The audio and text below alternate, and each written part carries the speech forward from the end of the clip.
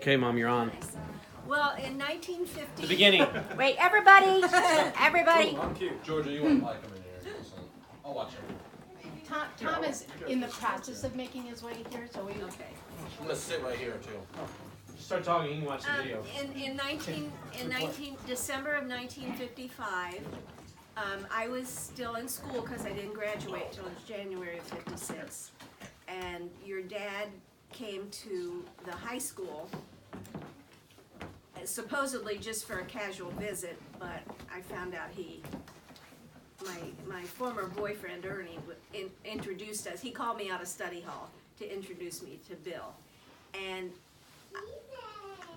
you may not believe in love at first sight, but I loved him. The first time I ever saw him. In study hall? Can't shut it off now. And then, at the end of in January, I was a cheerleader still, because I hadn't graduated yet, so he came to the basketball games, and he just happened to be at the bus stop where we were waiting to catch a bus to go home, so he took us to the next stop where I think we caught another bus to go home to the ball game, and I still liked him. Who's we? Huh? Who you said you took we? Oh, the cheerleaders. Oh, the cheerleaders, the other cheerleaders. You took all of them? Yes. All of you? Yes. Oh, wow. There were not all the cheerleaders, but whatever ones were catching that bus. We were at the bus stop, and so. Then he had this thing about not dating girls still in high school, and of course that's a legal a legal issue. So I didn't know how old he was, and so he asked me out the night I graduated, and so I don't know at what point I found out he was 25, but my biggest. Is that when Grandma said something to him at the graduation? So at graduation, who did he see but his two ladies that he had graduated with? And they said, "Bill, what are you doing here?" And he said he almost left. He was embarrassed. So he was embarrassed to tell them why he was there. So we had our first date, and Where'd you it go? was cold. We went to a movie. We went to I can't remember. Oh, the movie was Frank Sinatra. Something like a The hot. Rat Pack or No, it was about the guy that was on drugs. the Manchurian Candidate? No, I can't remember the name of the movie. Anyway, so on the way home, I said something about being cold, and Dad said, "Well, you could move over here." Wait for it. But I didn't. You what? Cold. I didn't move over. And then I think he tried to kiss me goodnight, and I wouldn't let him do that either. Dang. There's a trend, Mark. But he had been Iceberg forewarned. lettuce. My former boyfriend told him that I was I was a nice girl, but I was kind of cool. Too cold. I think cold is a word. Cool and cold are two different things. Yeah. Yes. So then we just had another date. I don't remember when that was, but it was pretty soon because that's when he told me how old he was, and I had to figure out how to tell my mom. And then February 23rd. Obviously, we'd been talking a lot, and so we were already planning to get married. When was your first kiss? That was between January and February. You don't remember it? No, it was shortly after January. So how long had you dated before he asked you to marry him? Just a few dates. Just A few dates. Seriously? Month or two, wasn't it? Shoot or so, shoot. Can't believe I never knew that. Did he use tongue the first time he kissed you? Wow. So then I had to tell my mom that we were planning to get married, and she said, "Well, you need to wait a couple of years because he was 25, and I had just turned 18 in February, so And what did your dad think? My dad didn't. You I know whatever don't- Grandma said, I think. didn't you? Yeah, I don't think if he thought anything negative, he didn't voice it. So. So how'd you So turn that around? So anyway, pardon? How'd you turn that around where you were allowed to? We just She does what she wants, Dan. we had I do have a love letter. The only love letter I ever got from your dad. I didn't think about getting that We out. didn't have a whole lot of time. But he was he was working an extra job to save money so we could get married.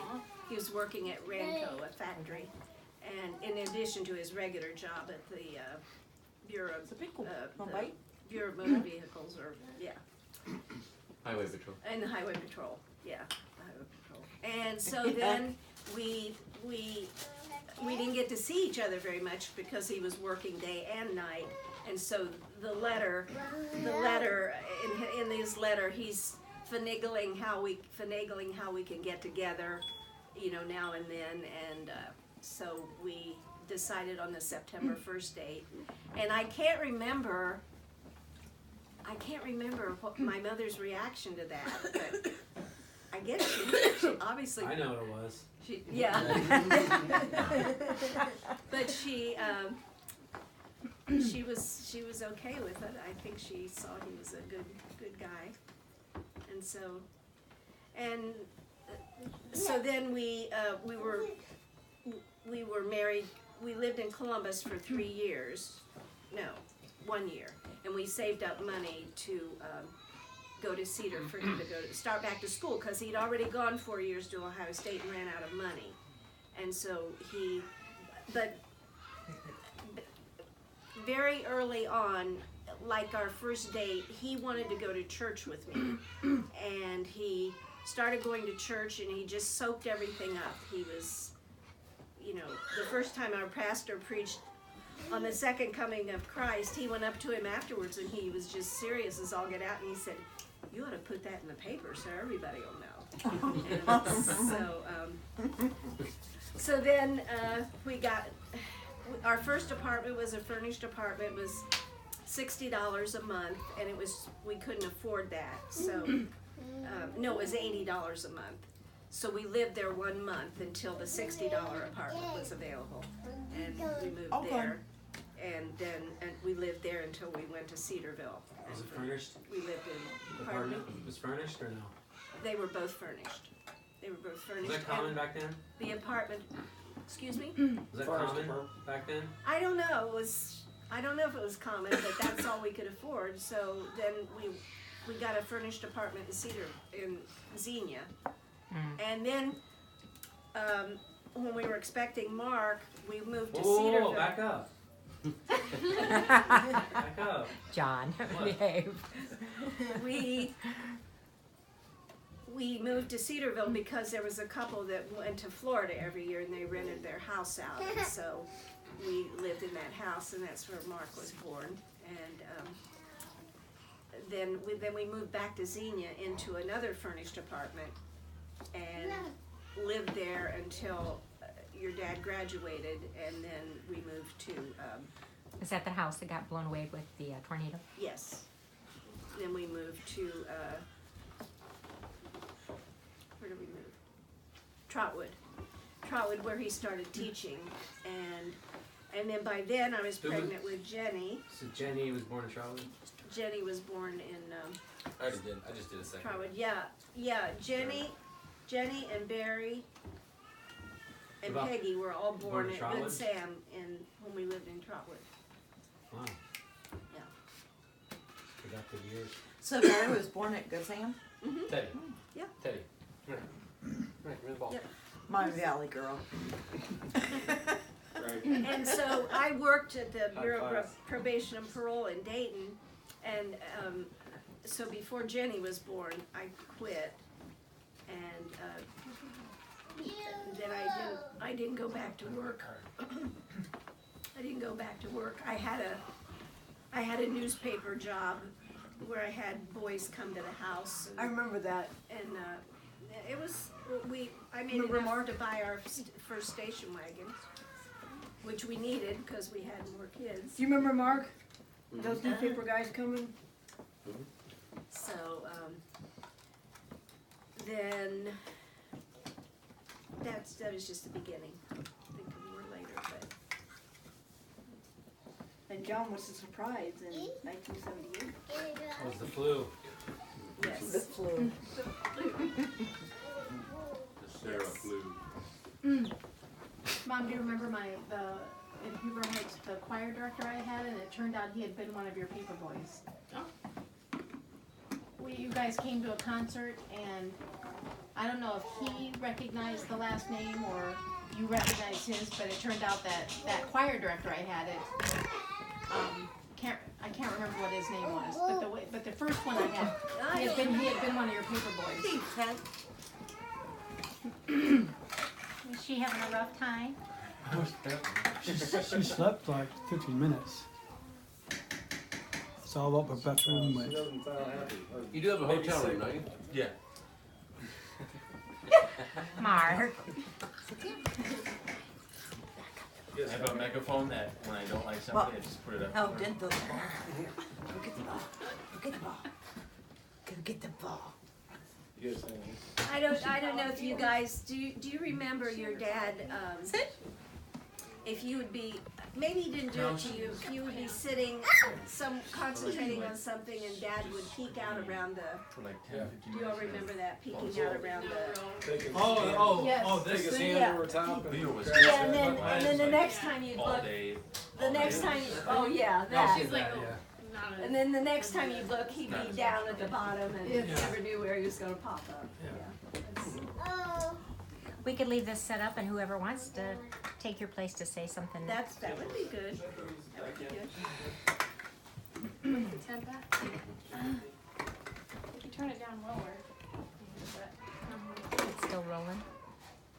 Your dad was always an encourager. When he got his degree from Cedarville, he told me it was half mine because I typed all his papers, and he said, "You deserve this too." Oh. And the same thing. Did with Dad know his- how to use a typewriter? he didn't. No, he never took typing in school. So.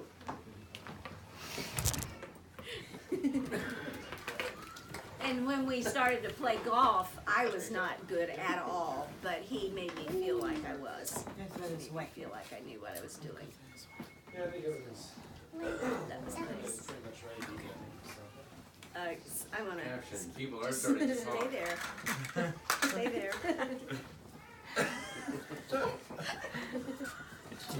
The family that sits together stays together, kind of deal. I like that hat, Tom. Thank you. It's You Dad. recognize it, don't you? Aww. Mark almost parked blocking the sideway in Bill's honor. That's good. Gosh, I still remember him with the old school video camera poking it through the curtains to watch the garbage men because they were careless with the See, you need cans. to tell that on the thing. I just did. Does it still run? Yeah, Oh, you can hear okay. it. Okay. What, do you still have that on? Yeah, do you want me to turn it off? You're the one. You're the one. I, Get in there, Tina. Tell your stories. I'll wait till everybody does. Why? Best for last. Mm-hmm. You wait till last show. Okay, I'll tell one. All right.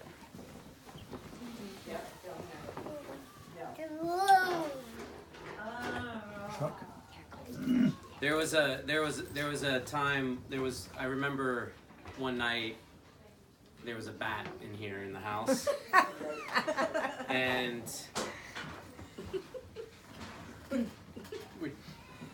we're trying to get it. Like when you see like a bat seems a lot bigger than it is when it's in a house, so it's flying around and like so I got a tennis racket and I'm trying to do my thing and like where were you? I think Mom was like this on the couch or something, and at some point it got away and flew in the bedroom in there, and I walk in and flick on the light, and all I see is Dad standing by the bed with a pillow over his head in his underwear. That's it. Like he's not doing anything about it. He's just in case, he's calmly standing there with his lapel over his head, the bat flying around circles around the. But before before that, he used to put his that Mexican hat on when there was a bat in the house. I didn't know that. That'd be. I thought a crazy. Mexican hat and a tennis racket. Yes. Yeah. Sombrero. Yeah. Where's Leela? What? She's gonna pop in later. Trying to think if there's any other ones. What about the? Do you remember the skunk? That Or I just. no, It was in a. There was two. There was an opossum and a skunk, but the skunk was the one he tried to starve to death. So he just left it in the cage, and something was bringing it food because it lived.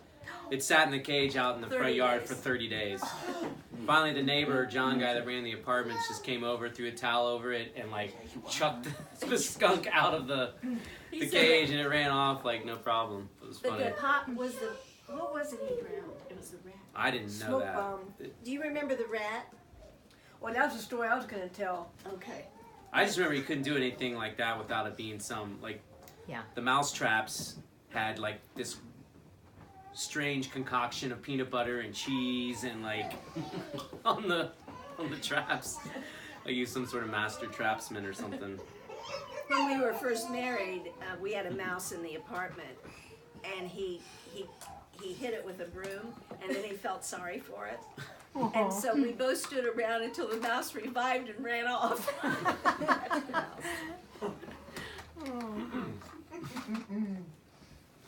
I have a story. It's more about you, but it's funny because I think like most of my young memories were in the backseat of the car with them driving different places, like whether they go see grandma or whatever. So one thing it's just his hands always flailing because sometimes I'd have my headphones on, but he couldn't talk without. So he's driving, but his hands are like That's what Mark does in the middle of the super night. animated or whatever. But anyways, I forget where we were, but you know. Mom's driving because it must have been a far enough trip. It might have been going to DC. It was a far enough trip where... Oh, with the rain?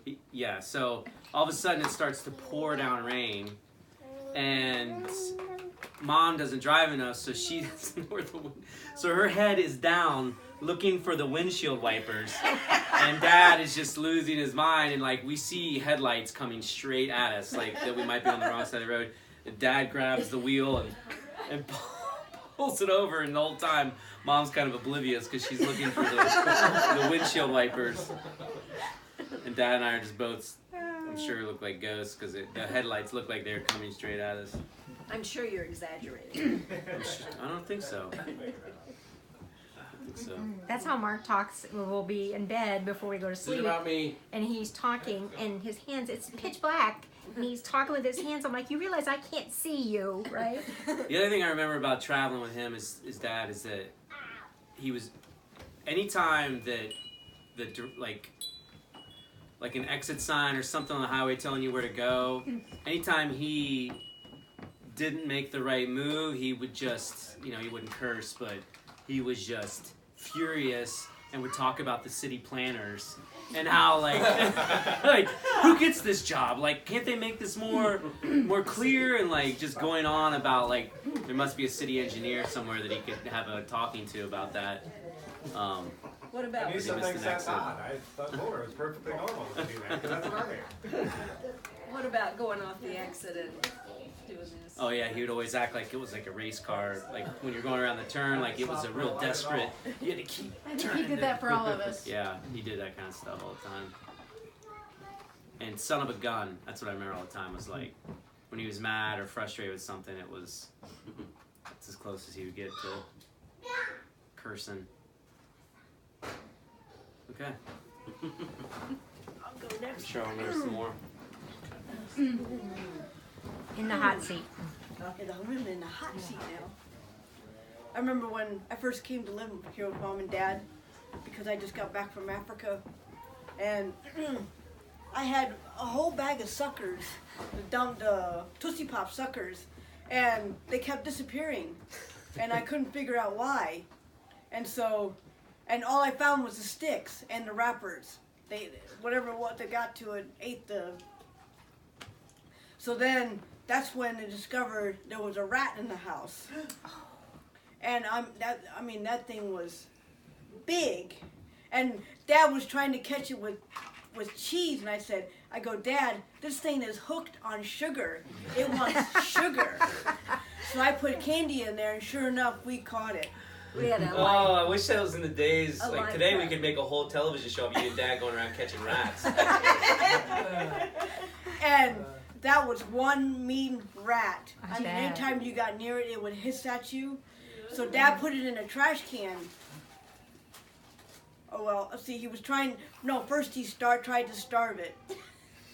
So he could kill it. Because, you know, he didn't want to just, you know, whatever. So then, finally, after about a Would've week or killed so, slow. he filled the trash can up with water and stuck the whole cage in there and drowned the thing. Oh no. it's a rat. And Well, it was, there's- Yeah, but I mean, you could just hit it in the head with a and it was hammer. You big. can still see the door in John's room that goes into the other room. The rat gnawed the door just so he could get his body through. And my old cabinets, he got in. That's where he got in, and he chewed like this, just a place where he could get his body through. Jenny, I had candy go missing, but it's because Leo, Dad threw it put it- out put it because back. because it was Twizzlers and they had partially hydrogenated oils in it. It's like, where's my Twizzlers? You just threw them out because they're not good for you. Yeah, well, that was. Well, what was the thing? What was the animal that he put Which one? exploded? That one? Oh, that was a skunk. That was a I wasn't here then when that happened. Do you remember that, John? Yes. The exploding skunk they were asking about. Exploding skunk? Dad Didn't wanna put sell it, so. a firecracker, I thought it was a smoke bomb. a smoke bomb, Oh, I do kind of remember that. I remember hearing the story. and he was pretty shocked. The more we talk about this, the more sadistic burned into that a sounds. Like, he wouldn't just kill it, he would like starve it, or put a smoke bomb in, or drown it. But he was pretty shocked at what the smoke bomb did. I heard it Sure. burned it to a crisp, and then you had all your windows open, and that's, of course, that skunk shot his good Ah. stuff. Oh wow. I'm sure the whole neighborhood smelled it. Yeah, but he said I remember him saying, I had no idea it would do all that Oh, damage. it's right there. You can see it. There was some getting away from animals now. When I used to work at Airborne, I worked at night, and Dad let me use the car, but when I would get home, I had to knock on the door so he could let me in. I couldn't have a key to the house to get in, and he had to let me in, which I thought was really weird. John can relate to that. Why couldn't you have a key? I don't know. Probably 'cause then he would know what time When to I get worked home. at Airborne, John, I had to knock on the front door, and he would let me in. Well, they had that door forever had the big Oh, key, and so when he didn't lock it, he would come to the front door. He'd get out his keys and jingle them, so everyone knew that he was pretending, but he wasn't really unlocking. He was pretending to unlock the door. He's like, you never know, there might be somebody over in the trees watching, so they wouldn't realize that he didn't lock the front door. Yeah. I have a story. I have a story. Get in there. I shared this with Mom and John already, but so this is kind of a negative on Mark, but Sure, it's well deserved.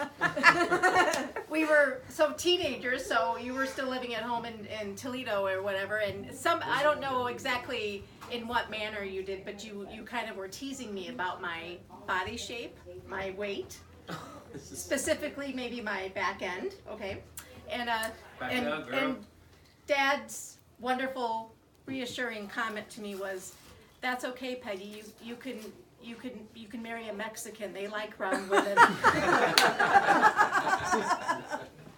You were skin and bones. I wasn't skin. I don't think I've ever been skin and bones in my life. Oh, you were in like 7th grade. You Oh, like before, yeah, like were. 6th grade, You were 5th pretty grade. tall, kind of tall and thin then. Yeah, I was then. When I knew you, I mean, Not since my real Well, life that would have started. been right around the time when you would have met her teenager. yeah, you were little, and you and Jenny had matching clothes that your mom sewed. And What do you want?